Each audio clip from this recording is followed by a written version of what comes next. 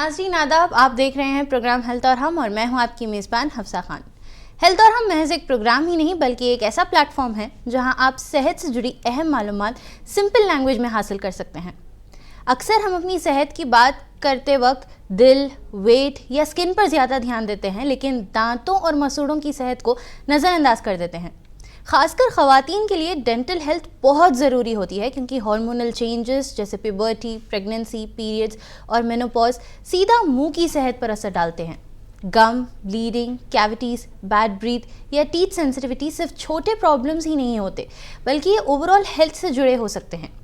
इसलिए आज हेल्थ और हम के इस एपिसोड में हम बात करेंगे वुमेन्स डेंटल हेल्थ के बारे में कि क्यों ख़वातीन में डेंटल प्रॉब्लम ज़्यादा देखी जाती है, उनके सिम्टम्स क्या होते हैं और कैसे सिंपल केयर से हम अपनी मुस्कुराहट को हेल्दी बना सकते हैं। इस मौजू पर हमारे साथ डिस्कशन के लिए आज स्टूडियो में मौजूद है अलीज़ डेंटल हॉस्पिटल की cosmetic dentist doctor Samina Ali. अस्सलाम वालेकुम। वालेकुम अस्सलाम। एक बार फिर आपका बहुत बहुत इस्तकबाल है हमारे शो में। जज़ाकल्लाह। तो सबसे पहले जैसे मैंने मेंशन किया है कि ख़वातीन में जब प्यूबर्टी, हार्मोनल चेंजेस होते हैं जैसे कि प्यूबर्टी, प्रेगनेंसी या मेनोपॉज, तो इसमें कई बार ये देखा जाता है कि ख़वातीन को डेंटल प्रॉब्लम्स की काफ़ी ज़्यादा कंप्लेन होती है। तो इसकी वजूहात क्या है? ख़वातीन में काफ़ी हद तक जो हार्मोनल चेंजेस से काफ़ी फ़र्क पड़ता है। ख़वातीन में ड्यूरिंग प्रेगनेंसी, मेंसेस, मेनोपॉज के वक्त पर काफ़ी हार्मोनल चेंजेस होते हैं, ख़ास तौर पे ईस्ट्रोजन और प्रोजेस्टेरोन, जिसकी वजह से आपके जो मसूड़ों में पस आ जाता है और खून ज़्यादा आता है, जिसकी वजह से जिंजिवाइटिस, जो गम का इन्फ्लेमेशन होता है, ब्लीडिंग काफ़ी होती है। और ख़ुसूसन प्रेगनेंसी के टाइम पे ऐसा होता है कि काफ़ी लोगों को ख़वातीन को हमारे गम्स में स्वेलिंग भी हो सकती है, जिसकी वजह से बैड ब्रेथ आ सकता है, swelling and gum bleeding, gingivitis बोलते हैं, या ख़ास तौर पे प्रेगनेंसी के टाइम पे प्रेगनेंसी जिंजिवाइटिस बोलते हैं।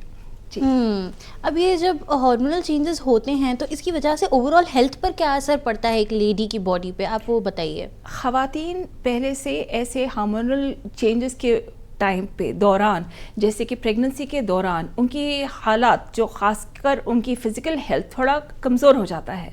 जैसे कि काफ़ी लेडीज़ को, ख़वातीन को मॉर्निंग सिकनेस काफ़ी होता है, जिसकी तरफ से नौज़िया होता है। उसके साथ जब डेंटल और मसूड़ों के ख़ास तौर पे जब प्रॉब्लम शुरू हो जाती है, उनके तरफ से नॉट ओनली आपके मुंह से बो आना शुरू होती है, गम से ब्लीडिंग होती है, मसूड़ों से ब्लीडिंग हो सकती है, बट उसके वजह से आपका ग़िज़ा भी कम हो जाएगी, जिसकी वजह से ख़वातीन को जो ज़रूरी खाना चाहिए, वाइटामिन्स एंड डाइट, वो भी ख़ास तौर से काफ़ी इफ़ेक्ट होता है। यानी कि जो प्रेगनेंसी के टाइम पे विटामिन्स एक लेडी को दिए जाते हैं, not only for the baby and mothers care, but वो ओवरऑल गम हेल्थ के लिए भी दिए सजेस्ट करते हैं। बिल्कुल।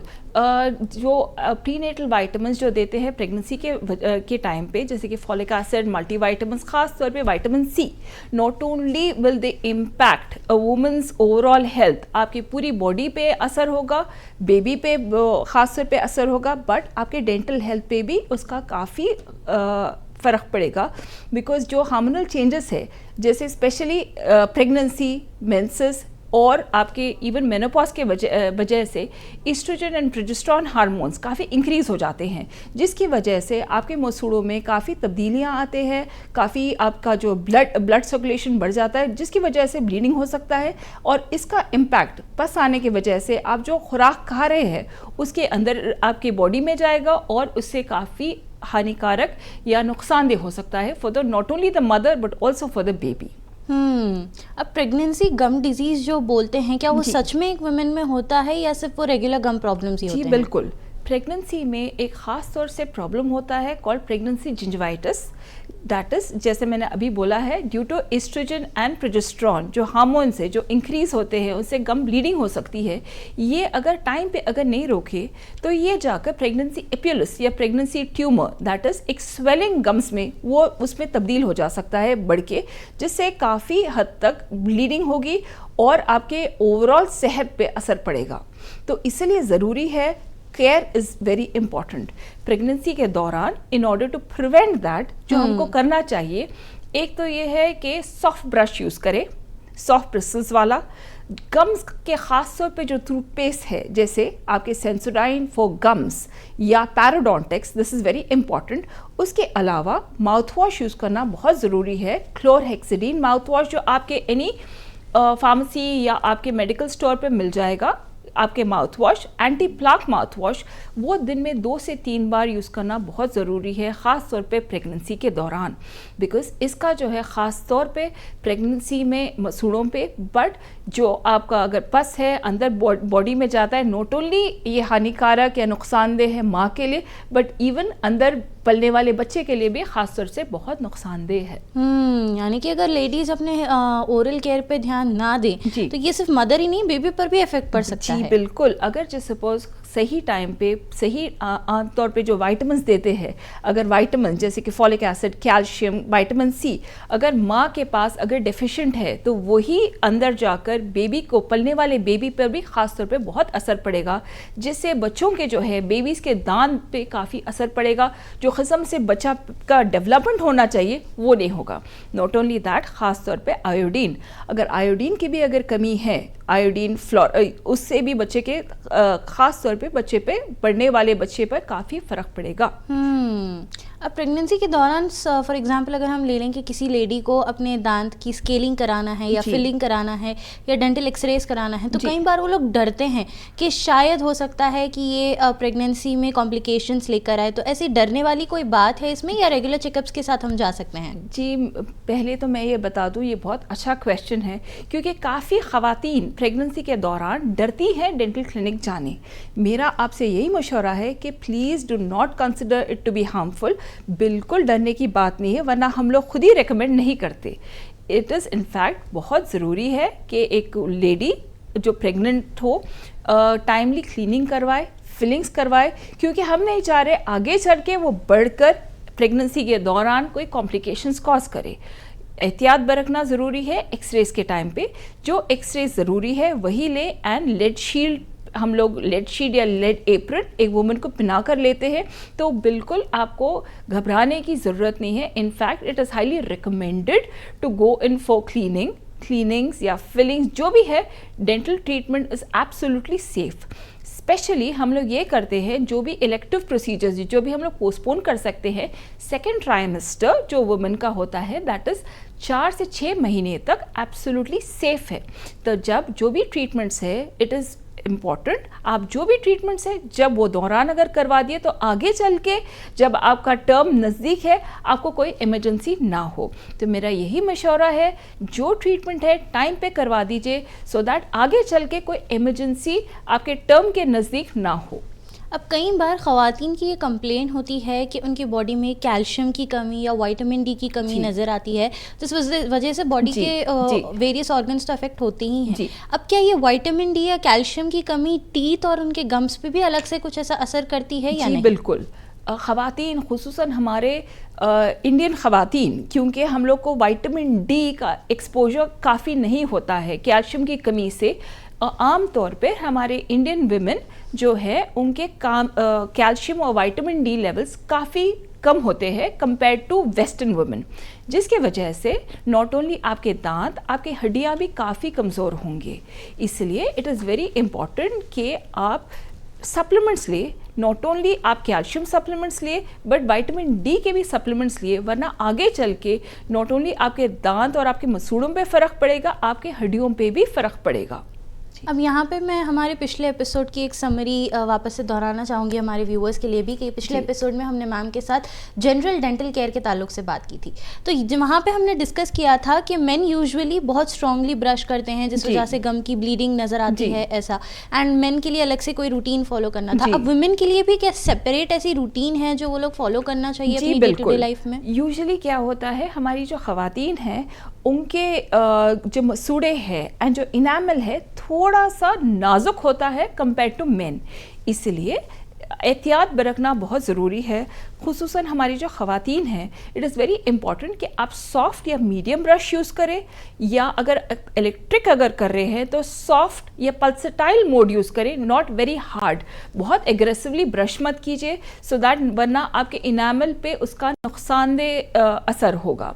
इसलिए मेरे ख़वातीन बहनों से काफ़ी इल्तिजा है, आप प्लीज़ अच्छे से आपका ब्रश यूज़ करें, soft brush. Technique is very important, up and down brush करना बहुत ज़रूरी है, एक गुड माउथ वॉश यूज़ करना बहुत ज़रूरी है, एंड टाइमली चेकअप बहुत ज़रूरी है, खुसूसन हमारी ख़वातीन में, क्योंकि हमारे जो हार्मोनल चेंजेस है वो आपके मसूड़ों पे डायरेक्ट इम्प्लीकेशन कर सकते हैं, जिसकी तरह से हानिकारक या नुकसानदेह हो सकता है in the later future, in near future. अब टी या कॉफ़ी पीने वाले जो ख़वातीन होते हैं उनमें कई बार ये देखा जाता है कि टीथ स्ट्रेनिंग या जो है कॉस्मेटिक डेंटल प्रॉब्लम जो होते हैं वो कई बार बहुत ज़्यादा नज़र आते हैं। तो इसकी वजह क्या है कि इतने ज़्यादा उनमें नज़र आती हैं?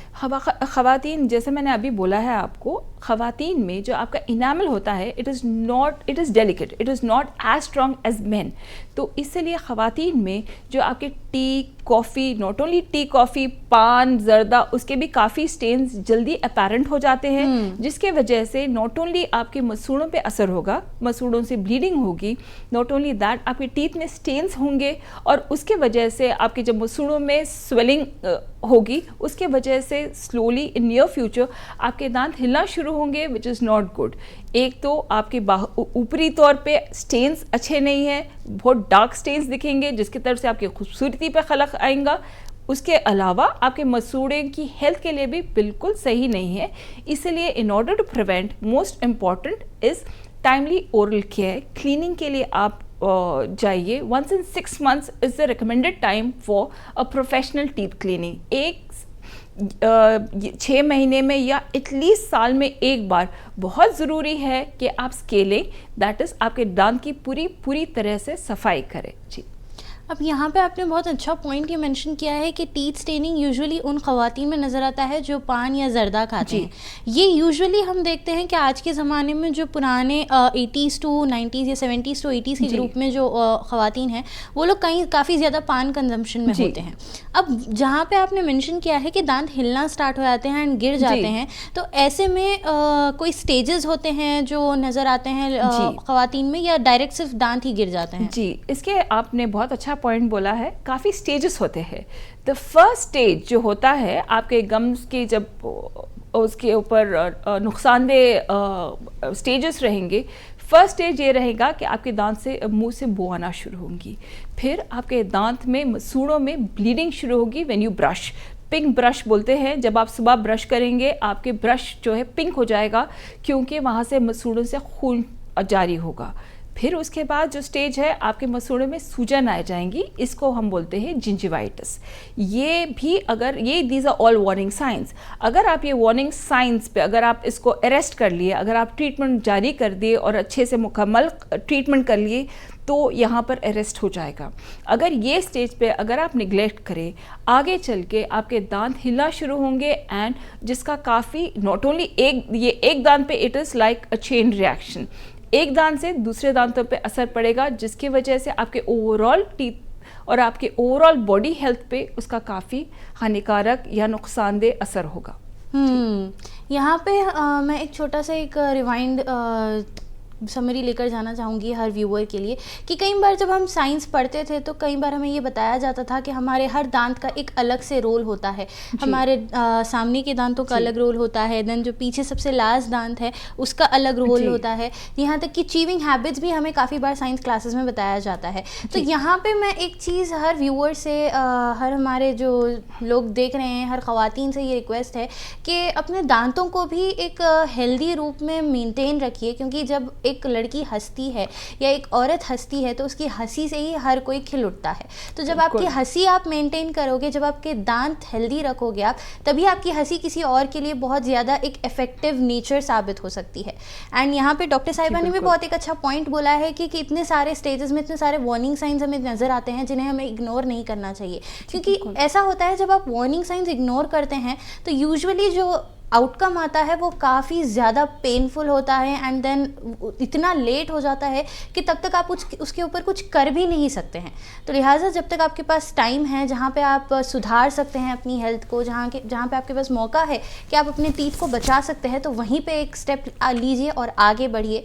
एंड एक चीज़ मैं यहाँ पे आपको कॉमन ह्यूमन बिहेवियर चीज़ के बारे में बोलूँ तो कई बार ये लोग सोचते हैं कि डेंटल प्रॉब्लम्स अगर आए तो काफ़ी ज़्यादा खर्चा हो जाएगा एंड इसीलिए हम लोग निगलेक्ट कर देंगे, थोड़े टाइम बाद दांत खुद ही गिर जाएगा। ये मेंटालिटी होती है कई सारे लोगों की। तो क्या ये मेंटालिटी रखना सही है या नहीं? मैं इसी बात पे एक बहुत अच्छा कमेंट करूँगी कि dental care is not expensive, neglect is expensive. अभी जैसे आपने बोला है, अगर आप इनिशियली स्टेज में अगर आप कर दोगे, I am giving an example, अगर जो सपोज दांत से अगर इन्फ्लेमेशन है, दांत से अगर बो आ रही है, मसूड़ों में इन्फ्लेमेशन है, ब्लीडिंग है, ये स्टेज में अगर आप कर दोगे ट्रीटमेंट, बिल्कुल कम में हो जाएगा, आपकी एक चेकअप, एक क्लीनिंग में हो जाएगा। But at the same time अगर आप निगलेक्ट करें, दांत ये नौबत आ जाए कि दांत निकालना पड़े और दांत रिप्लेस करोगे आप, तब ऑब्वियसली एक्सपेंसिव रहेगा। तो like I said, let me repeat, dental care is not expensive, neglect और डीले इज एक्सपेंसिव। यानी कि आप ही के हाथ में होता है कि आप उसे सही टाइम पे ट्रीट करना चाह रहे हैं या नहीं। इसी बीच हमारे साथ एक कॉलर जुड़े हैं, आइए उनसे बात कर लेते हैं। जी अस्सलाम वालेकुम। जी वालेकुम अस्सलाम। जी क्या सवाल है आपका? जी मैं सुबह में ठंडे पानी से मुंह कुलिया करती नहीं, तो ये जो बड़ा नोक वाला दांत रहता है उसमें जरा फीलिंग आती, गर्म पेन आता, पेन दर्द ऐसा। जी उसका कोई रीजन है क्या, बोलकर पूछना चाहती थी। एक ही दांत में नाम का सवाल ये है कि जब वो सुबह सुबह जो ठंडे पानी में जी से कुली करने के लिए। जी अस्सलाम वालेकुम। आपका जो दांत में दर्द है, इसके काफ़ी रीजंस रह सकते हैं। एक ये है, अगर वो दांत में अगर कीड़ हो तो, अगर दांत में अगर कीड़ है तो ठंडा पानी लगने पर डेफिनेटली सेंसिटिविटी होगी। या मसूड़े में अगर कुछ प्रॉब्लम है, जैसे मैंने अभी बोला, अगर गम्स में इन्फ्लेमेशन है तब आपको दांत में दर्द होगा। तो बहुत ज़रूरी है कि आप अपने नज़दीकी डॉक्टर के पास जाएं, एक एक्सरे ले लें, उससे हमको पता चलेगा, क्योंकि आप ख़ास तौर पे एक जो नुकीला दांत है उसमें बता रही हैं, तो बहुत ज़रूरी है वो दांत का हम लोग एक्सरे लिए और ये जांचें कि प्रॉब्लम क्या है। Is it because of a cavity या दांत सेंसिटिव गम्स के तरफ से हो रहा है, उसके हिसाब से हम आपका ट्रीटमेंट करेंगे।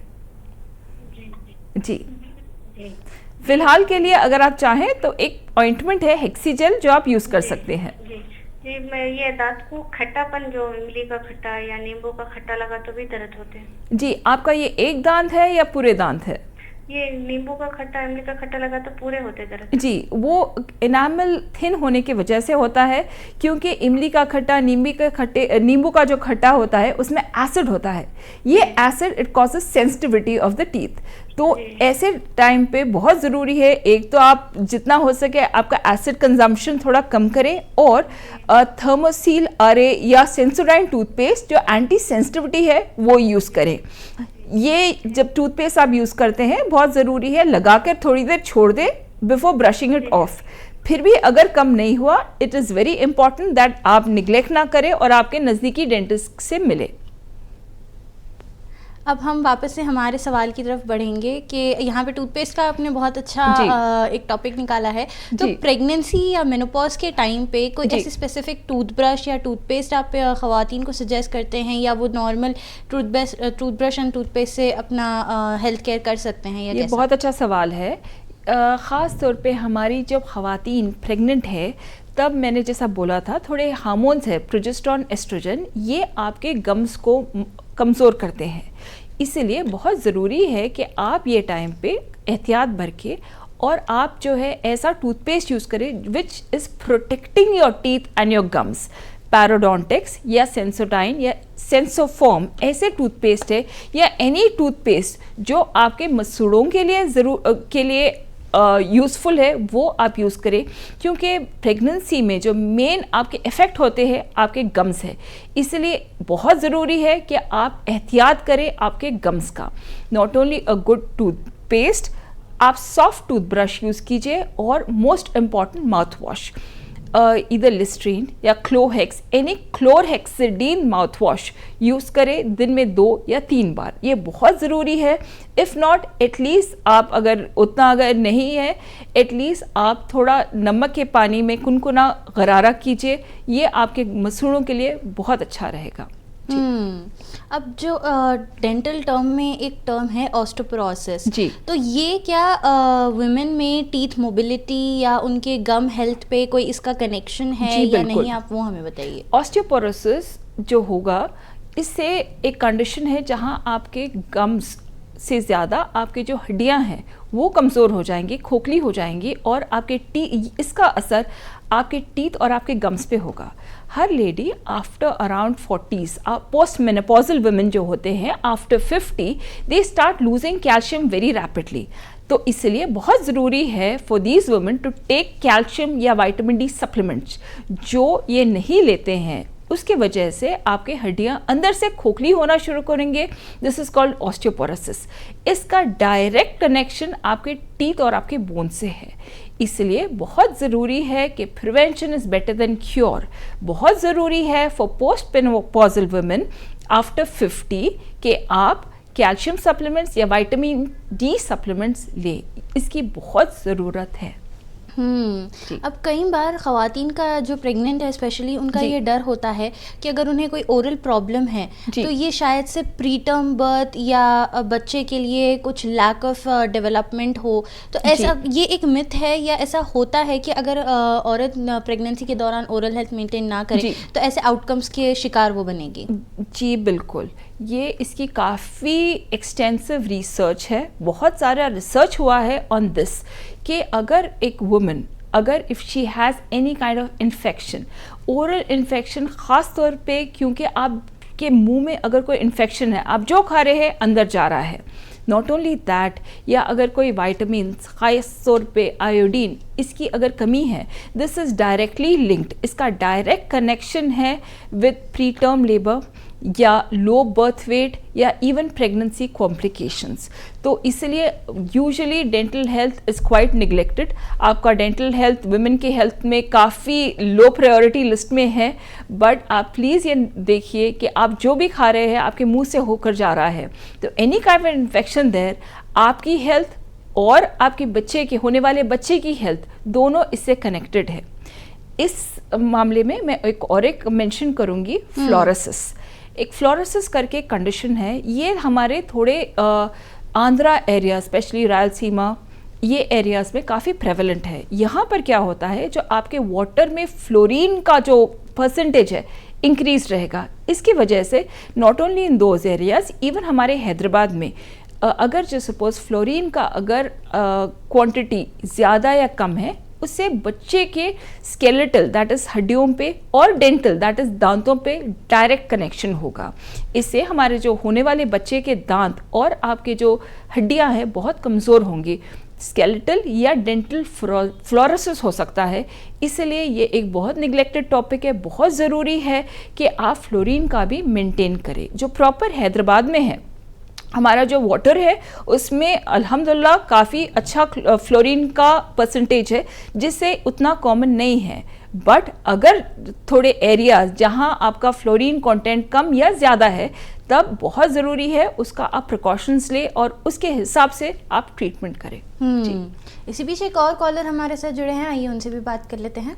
जी अस्सलाम वालेकुम। वालेकुम सलाम। जी, क्या सवाल है आपका? मैडम से मेरा ये सवाल था कि मेरे दांत जो है पान खाने की वजह से थोड़ा सा बहुत रेड हो गए जी, तो टीथ वाइटनिंग मैं कराना चाह रहा था, मगर कुछ लोग एडवाइस दिए कि टीथ वाइटनिंग कराने से मसोड़ों में सान पैदा हो जाती है, जी, नुकसान है बोल के, तो जी। इस बारे में आप क्या मशवरा देंगे? देखिए, teeth whitening as such there are 2 categories. यहाँ पर 2 कैटेगरीज है। एक ये है आपकी जो नॉर्मल स्केलिंग है, क्लीनिंग है, जो हम लोग स्केलिंग बोलते हैं, that is a technical term. आप जब क्लीन करेंगे, जो भी आपके एक्स्ट्रा स्टेन्स है या जो जमा हुआ टाटर है आपके दांतों में, वो साफ़ हो जाता है। ऐसा नहीं है कि सान क्रिएट होते हैं, बट यही है कि जो जमा हुआ है वो क्योंकि साफ़ होता है इसलिए सफाई के बाद ऐसा लगता है कि कुछ खालीपन आ गया है या स्पेसेस आ गए हैं। That is just a myth. Let me tell you कि जो आपके ऑलरेडी डिपॉजिट्स है वो सफाई के बाद साफ हो जाएंगे। एक अलग ही कैटेगरी है dead teeth whitening. Teeth whitening जिससे आपके वाइट हो जाएंगे दांत, वो it is nothing but bleaching. जैसा स्किन ब्लीचिंग होता है वैसी टीथ ब्लीचिंग भी होगी। तो these are two completely different categories. एक आपकी नॉर्मल क्लीनिंग है, whitening is teeth bleaching. So they are two categories. तो आप पहले, मेरा यही मशवरा है कि आपके पान, पहले तो आप पान छोड़िए, वरना मैं देखती हूँ काफ़ी लोग शुरू करते हैं, टीथ क्लीनिंग करवाते हैं, फिर वापस जाके पान खाते हैं। Please do not do that. पहले आप क्लीनिंग करे बाद प्लीज़ मेंटेन कीजिए। अगर ज़रूरत है तब आप टीथ वाइटनिंग के लिए या ब्लीचिंग के लिए जाइए। जी। अब सबसे आखिर में ये सवाल ये रहेगा कि हर लेडी को, हर ख़वातीन को साल में कितनी बार अपने ओरल चेकअप का करवाना बहुत ज़रूरी होता है, सो दैट आगे चल के कोई भी कॉम्प्लिकेशन से वो बच सके एंड स्टार्टिंग में ही प्रिवेंशन ले सके उससे? जी, ये बहुत अच्छा क्वेश्चन है। हर ख़वातीन, मेरी बहनों से, माओं से, बच्चियों से यही गुजारिश है कि एटलीस्ट वंस इन 6 मंथ, 6 माह में एक बार कैसा भी आपके डेंटिस्ट को विज़िट करें, क्लीनिंग करवाए, टीथ चेकअप करवाए। इफ़ नॉट, अगर साल में 2 वक्त इज़ आइडियल, अगर नहीं एटलीस्ट साल में एक बार ज़रूरी है कि आप प्रॉपर चेकअप करवाएं, क्लीनिंग करवाएं और सबसे इम्पॉर्टेंट मेंटेन करें। दिन में 2 बार ब्रश कीजिए, माउथ वॉश कीजिए, ये बहुत ज़रूरी है, not only for your oral health but also for your overall health. आपकी पूरी बॉडी के हेल्थ के लिए बहुत ज़रूरी है। Well, thank you so much doctor साहिबा आपका हमारे साथ जुड़ने के लिए। हमने जनरल डेंटल केयर के ऊपर भी बात कर ली डॉक्टर साहिबा से, एंड देन आज वुमेन के डेंटल हेल्थ के बारे में भी बात कर ली। एंड इतना तो ज़रूर हम कह सकते हैं कि डेंटल हेल्थ चाहे मेन रहने दीजिए, वुमेन रहने दीजिए, बच्चा रहने दीजिए या बुजुर्ग, सबके लिए बहुत ज़्यादा ज़रूरी है। बिल्कुल। Well, thank you so much again for joining us today. My pleasure, thank you so much, जज़ाकल्लाह। वुमेन्स डेंटल हेल्थ सिर्फ एक ब्राइट स्माइल तक सीमित नहीं है, बल्कि ये ओवरऑल हेल्थ और वेल बीइंग का एक इम्पॉर्टेंट हिस्सा होता है। हर स्टेज, प्यूबर्टी से लेकर प्रेगनेंसी और मेनोपॉज तक ओरल केयर पर थोड़ा एक्स्ट्रा ध्यान देना बहुत ज़रूरी होता है। सही brushing habits, balance diet, regular dental checkups और टाइम पर ट्रीटमेंट, इससे कई बड़ी प्रॉब्लम्स को आसानी से रोका जा सकता है। याद रखिए, हेल्दी टीथ और गम्स एक कॉन्फिडेंट और हेल्दी ज़िंदगी की पहचान है। अपनी मुस्कुराहट का ख्याल रखिए, क्योंकि आपकी सेहत आपसे ही शुरू होती है। मिलते हैं अगले एपिसोड में एक नए हेल्थ टॉपिक के साथ। तब तक के लिए मुझे दीजिए इजाज़त और आप बने रहें मुनसिफ टीवी के साथ।